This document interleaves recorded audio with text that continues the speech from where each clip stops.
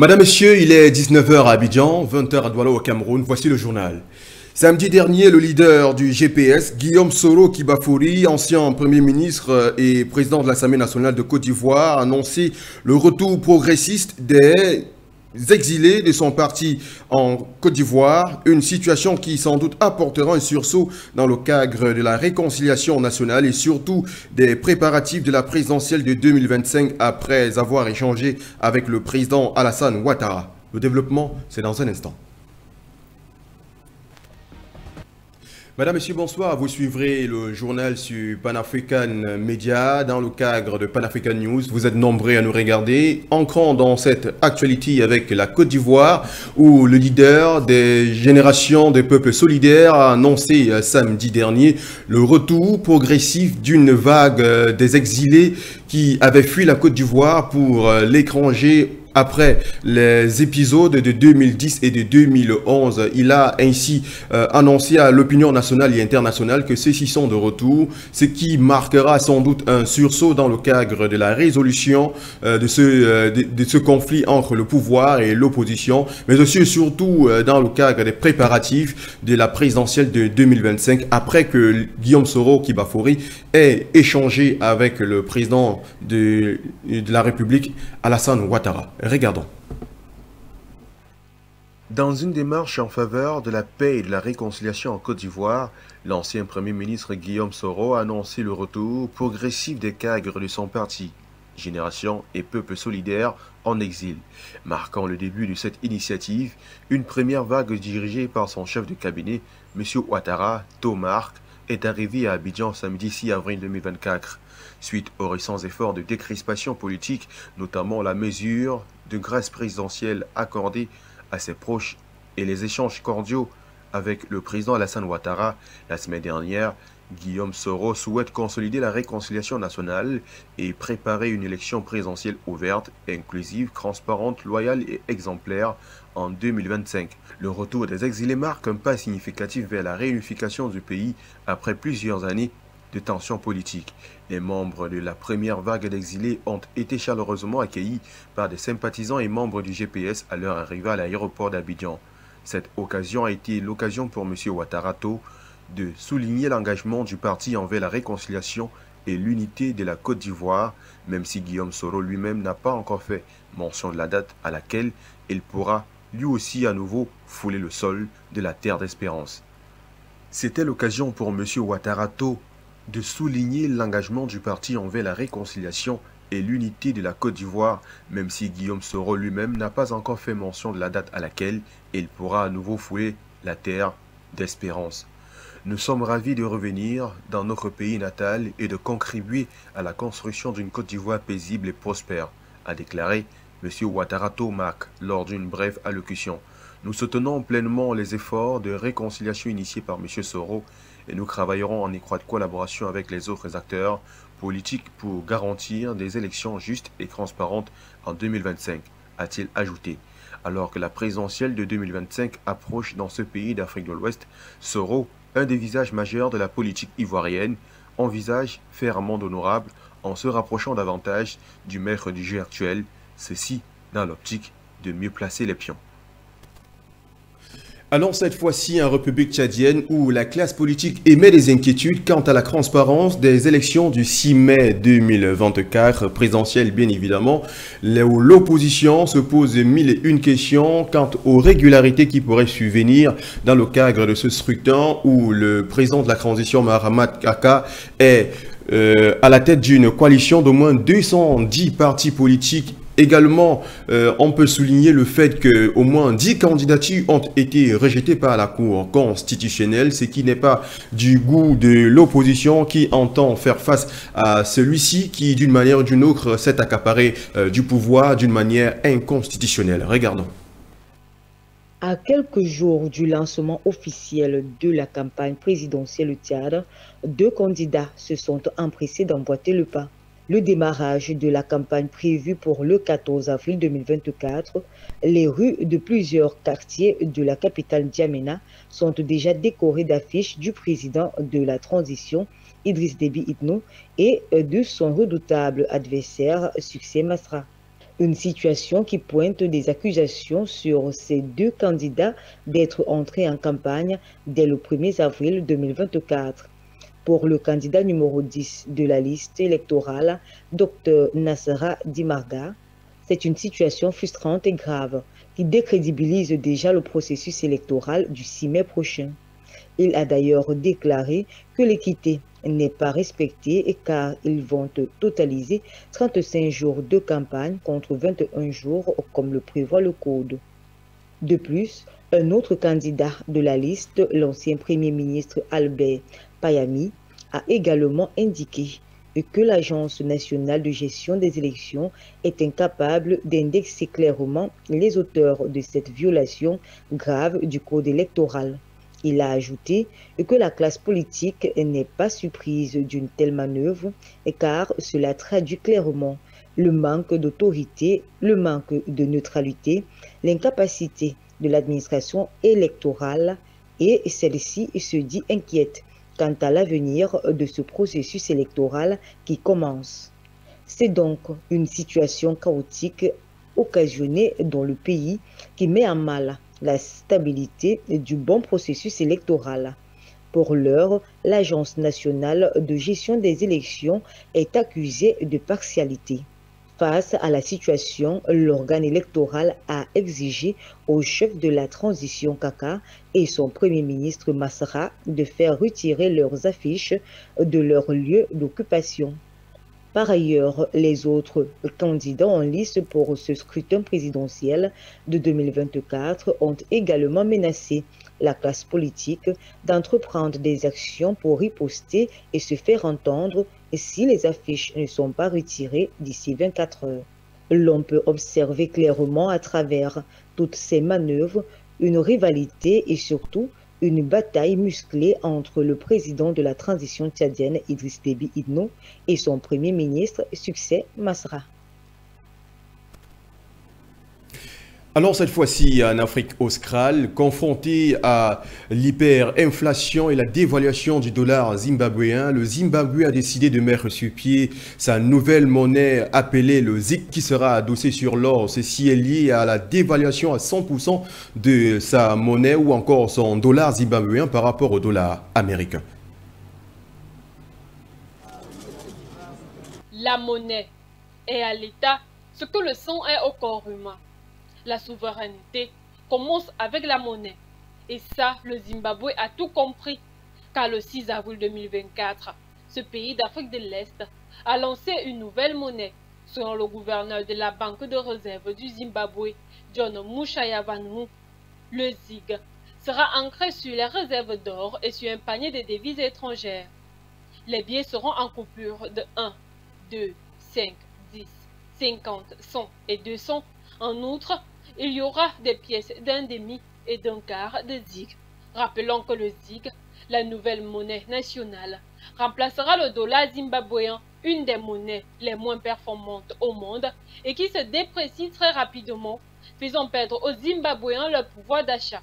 Depuis janvier 2024, le dollar zimbabwéen a perdu plus de 70% de sa valeur sur le marché officiel des échanges et encore plus au marché noir. L'inflation se chiffrait à 26,5% au Zimbabwe en décembre 2023, puis à 34,8% en janvier 2024 et à 55,3% en mars 2024, selon la Banque centrale du Zimbabwe. Un délai de 20 jours a été donné par les autorités du Zimbabwe pour échanger les dollars zimbabwéens contre les ZiG. Notons que depuis que l'ancien président Robert Mugabe a retiré les terres agricoles des néocolons et chassé beaucoup d'entre eux du Zimbabwe, son pays connaît une agression sévère sur le plan économique, monétaire et politique par les néocolons paternalistes. Dans plusieurs pays, comme au Zimbabwe, les vaillants peuples ont compris que leur souveraineté économique, monétaire et politique ne sont pas à marchander. C'est le cas des pays de l'AES qui, après avoir rompu les liens qui les asservissaient aux anciens colons, se préparent à mettre en place leur propre monnaie pour se libérer une bonne fois pour toutes du joug colonial.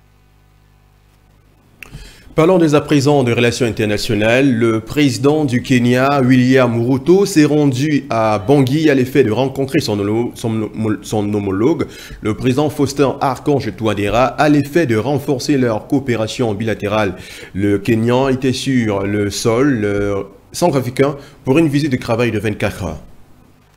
Le président kenyan Ruto a rencontré son homologue centrafricain Faustin Archange Touadéra samedi dernier à Bangui. Les deux hommes d'État ont longuement échangé sur un processus pour mettre en place une nouvelle coopération axée sur le partage des technologies, puis un soutien énergétique du Kenya à la République centrafricaine. Pour le président William Ruto, cette première visite historique et inaugurale ouvre une grande porte pour les deux nations d'exploiter les possibilités qui existent entre le Kenya et la République centrafricaine. De plus, le Kenya dispose d'un potentiel énorme en agriculture. Ainsi, les agriculteurs des deux pays vont travailler main dans la main. Le chef de l'État kenyan a ajouté qu'il mettra des dispositions en œuvre pour faire venir des experts en agriculture en RCA afin de travailler avec ceux de Bangui. Les deux parties pourront ici travailler dans le domaine du transfert des technologies. De son côté, le chef de l'État centrafricain a adressé de vifs remerciements et très sincères pour cette première visite officielle du président Ruto, qui vraiment honore la République centrafricaine et qui ouvre de bonnes perspectives pour la coopération entre les deux pays. De mémoire, le président Touadéra a rappelé que c'est la première fois qu'un président kenyan foule le sol de la République centrafricaine et a vivement souhaité que ce ne soit pas la dernière fois. Par ailleurs, le couple présidentiel Ruto n'a pas manqué de louer les efforts de son homologue Faustin Archange Touadéra pour un retour progressif de la paix en République centrafricaine.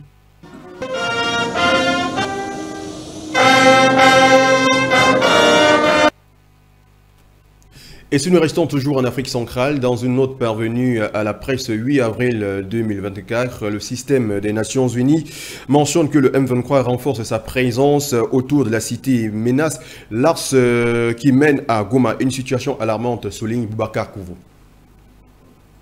Les rebelles sont de nouveau à la porte de Saké et menacent de couper l'axe Goma après une période de plusieurs jours de trêve dans cette crise. La mission onusienne en République démocratique du Congo alerte au sujet de la détérioration de la situation sécuritaire près de Saké, à une vingtaine de kilomètres de la ville de Goma, au nord Kivu. Selon cette organisation, la situation de sécurité est davantage volatile parce que le M23 a atteint les alentours du nord de Saké. Des éléments armés aperçus dans le parc de Virunga constituent une menace pour l'axe Goma-Saké. En rappel, le M23 a plusieurs fois tenté de s'emparer de cette entité, mais il a été repoussé à chaque fois grâce aux efforts de l'armée congolaise appuyée par les jeunes résistants Ouazalendo. Les casques bleus, y compris les soldats de la SADC, sont également positionnés dans la contrée pour éviter que cette cité ne tombe entre les mains de l'ennemi. Face à la menace, la MONUSCO appelle son personnel à prendre des dispositions particulières pour parer aux éventualités. La MONUSCO recommande également que ses membres fassent urgemment des approvisionnements en stock nécessaires, notamment eau, nourriture, médicaments, carburant, internet et bien d'autres, de consentir des efforts pour réduire davantage la présence de son personnel et d'éviter également les mouvements non essentiels aux heures nocturnes et de quitter immédiatement le lieu en cas de confrontation ou menace.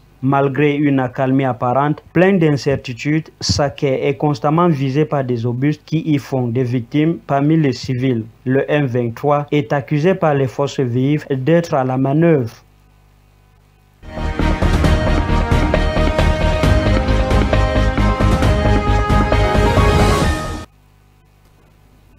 La situation diplomatique entre le Niger et l'Algérie s'enlise de plus en plus. Est-ce que l'Algérie serait devenue une nation toxique pour les pays du Sahel? Si oui ou non, c'est à se savoir dans ce récit que nous proposait Diane Benab, alors que l'Algérie malmène plusieurs ressortissants du Niger qui veulent prendre la route de l'aventure, comme on le dit si souvent en Afrique. Regardons. En date du 7 avril 2024, les autorités nigériennes ont dénoncé le traitement violent infligé à ses ressortissants par les services de sécurité algériens au cours des opérations de rapatriement. Par la suite, les autorités algériennes ont rapidement convoqué leur ambassadeur à Niamey, histoire de protester les accusations du gouvernement nigérien et exiger le respect de la dignité et de l'intégrité physique de ses citoyens. Face à ces dénonciations, le gouvernement algérien a répliqué promptement tout en qualifiant les accusations du Niger de dépourvues de tout fondement. À son tour, l'ambassadeur du Niger à Alger a été convoqué pour discuter de la collaboration bilatérale en matière de rapatriement. Depuis quelque temps, les relations entre l'Algérie et ses voisins du Sahel, plus précisément le Mali et le Niger, sont de plus en plus tendues, créant ainsi une crise diplomatique notoire entre ces pays d'Afrique du Nord et de l'Ouest. Par ailleurs, l'Algérie se considère comme un acteur central dans la région, mais est très souvent accusée de s'ingérer dans les affaires intérieures de ses voisins ainsi que du non-respect de ses engagements. Allons cette fois-ci au pays de Fort Gnassingbé. Une importante délégation de l'Assemblée nationale a entamé depuis ce matin de lundi 8 avril 2024 une tournée nationale d'information et d'écoute des populations sur la révision constitutionnelle. L'objectif étant d'expliquer le bien fondé de la réforme qui bascule le Togo dans la 5e République avec un régime parlementaire. Regardons. C'est une tournée qui vise essentiellement la sensibilisation des populations sur le oui ou non d'une nouvelle constitution dans le pays. Conduite par les députés de la 6e législature, la tournée sera menée par 3 équipes distinctes dans le 39 préfectures du Togo. Avant l'annonce de cette tournée, le bureau de l'Assemblée nationale, au sorti d'une audience avec le chef de l'État, avait annoncé avoir sollicité quelques jours pour conduire des consultations pour écouter les populations et recueillir leurs propositions d'amélioration. En revanche, dans le cadre de ce projet de la révision constitutionnelle, la classe politique de l'opposition, quant à elle, ne laisse pas tâche facile aux députés. Elle annonce des manifestations pour les 11, 12 et 13 avril en vue de contrer le processus de changement de la Constitution et la suspension du processus électoral. Les partis politiques de l'opposition ont révélé avoir notifié au ministre en charge de l'administration territoriale pour se conformer à la loi sur les manifestations publiques. L'actualité socio-politique au Togo s'annonce riche en informations et prête à couper le souffle cette semaine, tant à l'Assemblée nationale que dans le camp des contestataires de ce projet de la nouvelle constitution. Les relations économiques entre Paris et Dakar se compliquent peu à peu. La France est en train de perdre ses plumes dans ce pays qui constituait autrefois son précaré. Alors, les nouvelles autorités qui ont été élues depuis le 2 avril 2024 ont décidé de ce que désormais toutes les entreprises françaises implantées sur le territoire sénégalais devront verser ou encore payer leurs impôts au trésor sénégalais. Regardons. Les Sénégalais sont braves, mais ils sont fatigués. Loin d'aller lentement mais sûrement, l'ogre dirigeant actuel au Sénégal est droit dans ses bottes et s'emploie sans ménagement à la restauration de la souveraineté du pays. C'est la rupture néocoloniale qui est en marche. Les relations économiques entre Paris et Dakar se compliquent. Le président Bassirou Diomaye Faye et son gouvernement ont récemment pris une décision ferme concernant les taxes des entreprises françaises, à l'instar de la France opérant sur leur territoire. Désormais, toutes les entreprises françaises au Sénégal devront payer leurs impôts au trésor sénégalais, mettant ainsi fin à la pratique antérieure où elles les réglaient en France. Cette nouvelle mesure vise à renforcer l'indépendance fiscale du Sénégal et à assurer que les sociétés françaises contribuent davantage à l'économie locale. Selon une source de la présidence sénégalaise, cette décision fait partie des efforts du gouvernement pour promouvoir la croissance économique et réduire la dépendance vis-à-vis des anciennes puissances coloniales qui ne se lassaient pas jusque-là de toujours tenir les ficelles sans se peiner de voir les populations aux abois et à l'agonie.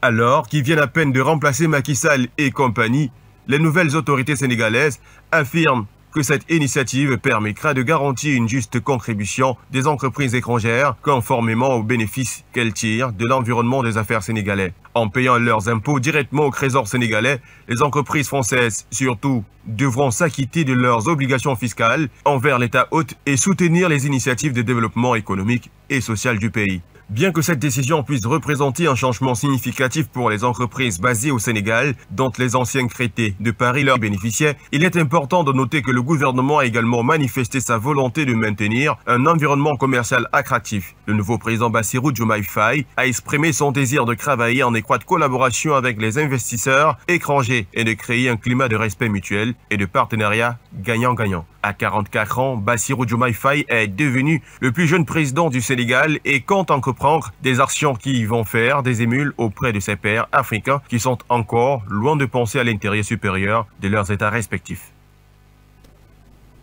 Et si nous parlons cette fois-ci des pays membres des BRICS+, où le chef de la diplomatie russe, Sergueï Lavrov, est arrivé en Chine ce lundi 8 avril durant son séjour de 48 heures. Et il doit s'entretenir avec les hauts représentants chinois de la guerre en Chine également, des liens bilatéraux et de la situation dans les régions Asie-Pacifique. C'est ce qu'a indiqué le ministère des Affaires étrangères de la Russie.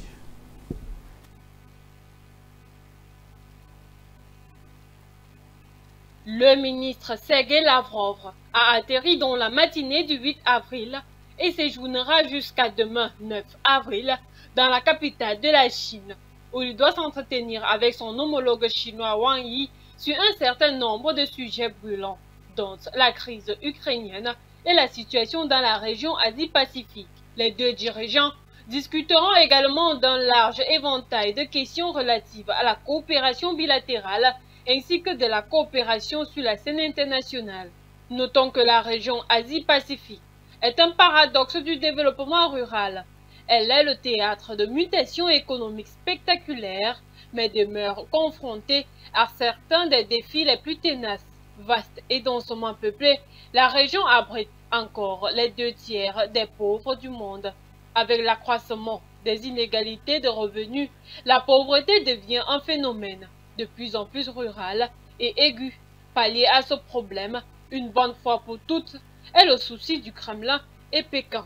Par ailleurs, la visite de Lavrov en Chine favorisera le renforcement de plus en plus de coopération chino-russe, partenaire de longue date. Rappelons qu'en février 2022, peu avant que la Russie lance en Ukraine l'opération militaire spéciale que Kiev et les Occidentaux dénoncent comme une invasion, Moscou et Pékin ont scellé un partenariat sans limite.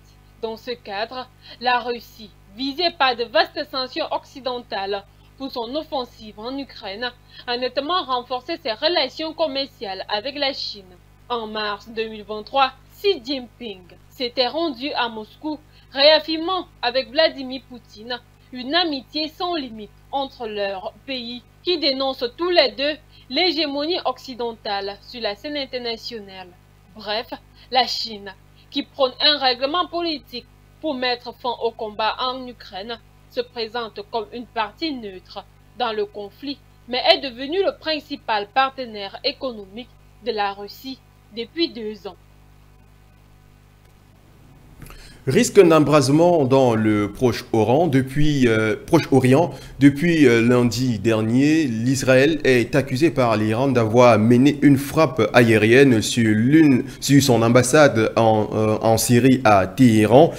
Une frappe qui a dû toucher de hauts gradés de l'armée. Le régime de Téhéran a promis des sévères représailles sans préciser comment il mènerait la riposte. Mais ce qui est sûr, ce qui est en train d'être préparé sera dévastateur, selon les médias.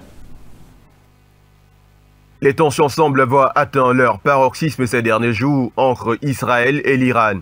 Un conseiller du dirigeant suprême de l'Iran a averti dimanche 7 avril 2024 que les ambassades israéliennes ne sont plus en sécurité. Après une frappe en Syrie, Téhéran a reproché à Israël la mort de 7 membres des gardes révolutionnaires. Les ambassades du régime sioniste ne sont plus sûres. Yahya Rahim Safavi, conseiller principal de l'ayatollah Ali Khamenei, a été cité comme l'a déclaré l'agence de presse ISNA. Téhéran, de son côté, ne compte pas rester les bras croisés face à ce qui s'apparente à une déclaration ouverte de guerre. Les autorités ont jugé de venger l'attaque aérienne de lundi dernier contre Damas qui a nivelé l'annexe consulaire de l'ambassade d'Iran, tuant 7 membres du corps de garde de la révolution islamique, 2 généraux. Le front de résistance est prêt pour la riposte et n'attend plus que le moindre débordement pour agir. Pour Safavi, affronter ce régime brutal d'Israël est un droit légitime et légitime. L'Iran accuse d'ailleurs les États-Unis d'Amérique d'être complices de cette attaque israélienne, tout en ajoutant que Washington porte la principale responsabilité et devrait rendre des comptes. Il faut préciser que quelques jours après cette frappe israélienne contre l'annexe de l'ambassade de l'Iran en Syrie, une liste de missiles iraniens pouvant toucher le territoire israélien a été rendue publique. L'État hébreu, quant à lui, se veut déterminé dans sa volonté de carnage malgré la guerre sans fondement engagée contre Palestine. Mesdames, Messieurs, c'est ici la fin de cette première livraison de la semaine. Merci d'avoir été des nôtres pour cette autre édition. Mais avant, comme souvent, voici cette autre parole. En matière de politique ou de géopolitique, il ne sert à rien de se battre. Mieux vaut privilégier les débats idéologiques. En réalité, mieux vaut convaincre que vaincre, car ce qui est vaincu n'est pas convaincu, mais ce qui est convaincu est d'office vaincu. Quand vous l'avez fait, vous avez le monde à vos pieds. Merci d'avoir été des nôtres.